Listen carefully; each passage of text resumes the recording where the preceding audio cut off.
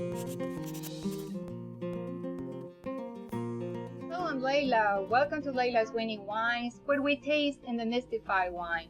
Our wine journey takes us to Montalcino in Tuscany. This is not a regular episode. In fact, it's a very special occasion. We have an outstanding Brunello producer from the region of Montalcino, Signore Riccardo Campinotti.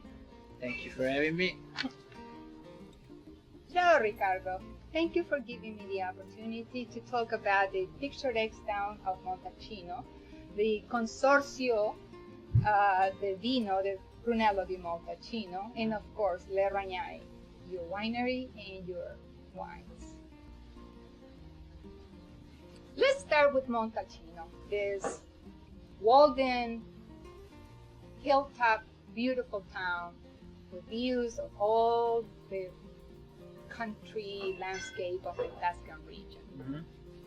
If we were in Siena, what would be the best way to get to Montalcino? But you know, I still want to see those winding roads that you can escape. Yes, no, from Siena it's very easy. There is a road that is about 30 miles long, so it will take you about 40 minutes, and it's a very nice drive actually. It's a country road. It's the only road that leads to Montalcino, so you can deviate. No, you can't deviate. You can deviate. There's no other choice, and and it's very picturesque. You go through a few villages, and then you can come by the windy road that leads to Montalcino in between the vineyards. So it's very, very nice.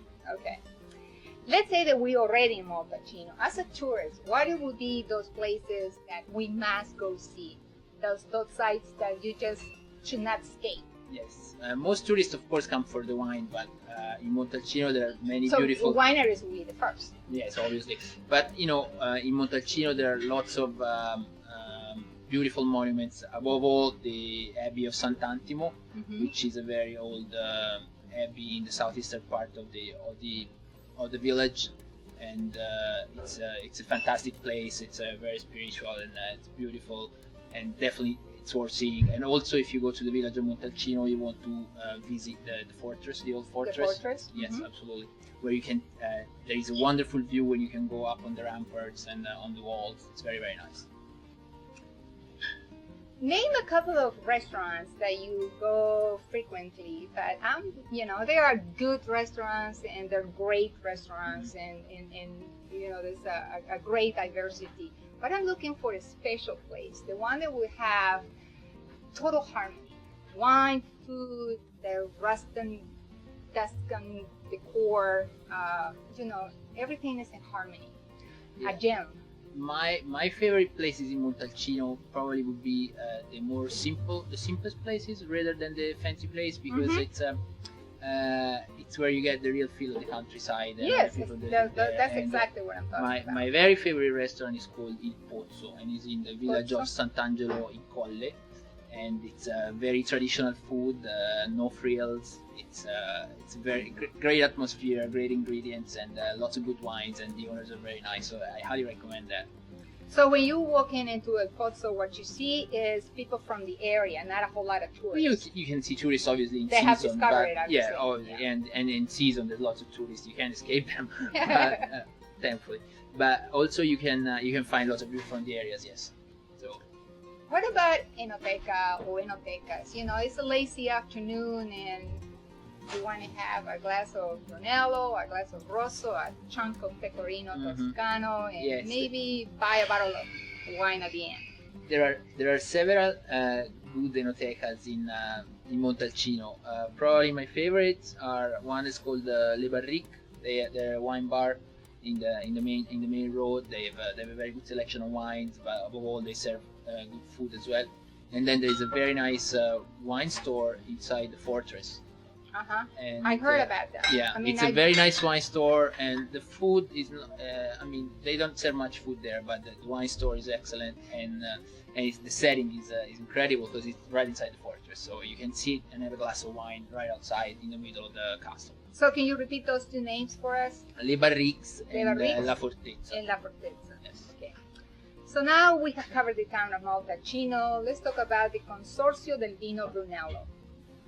The Consorzio is basically it's an association of producers that was started around, I believe, 40 years ago. How many years ago? I think 40 years ago, 40 if I years remember ago? correctly. Uh-huh. I wasn't born yet.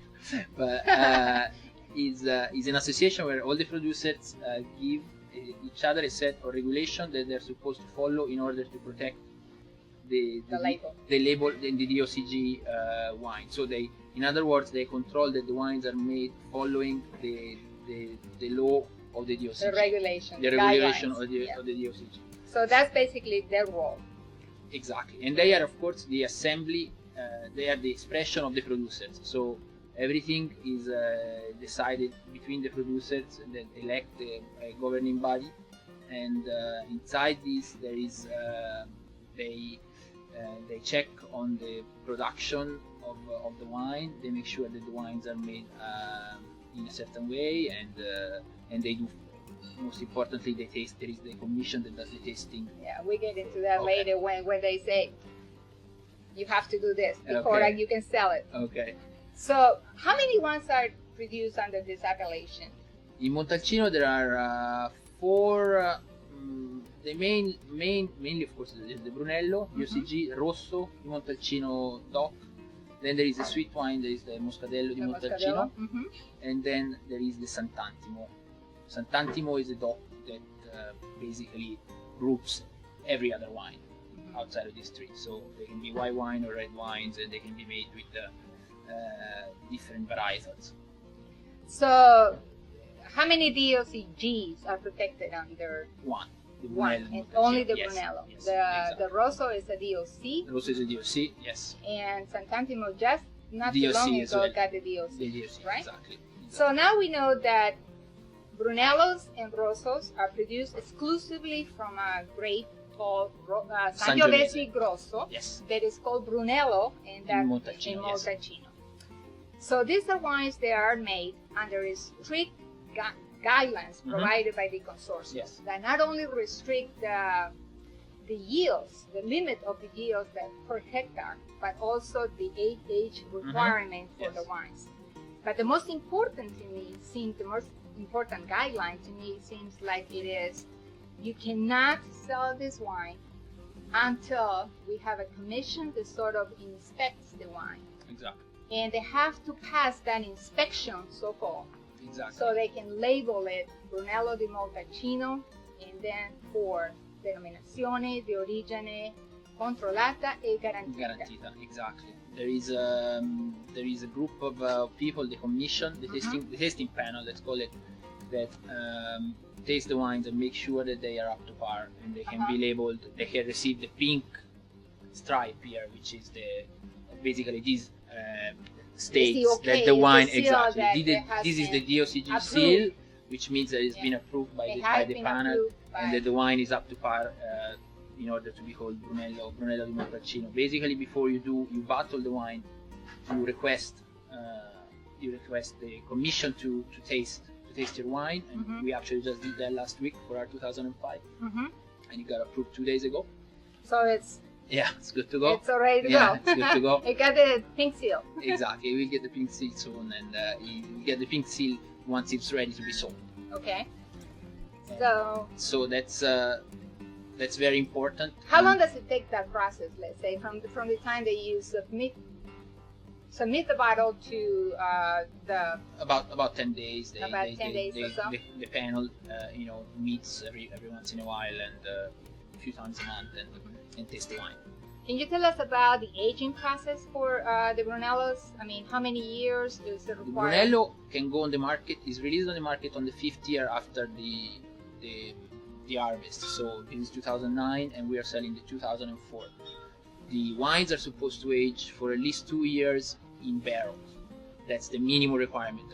Most producers go up to 36 months, 3 years, and 3.5 years, depending on the way people work. Well, we come back after a commercial break. Okay, perfect.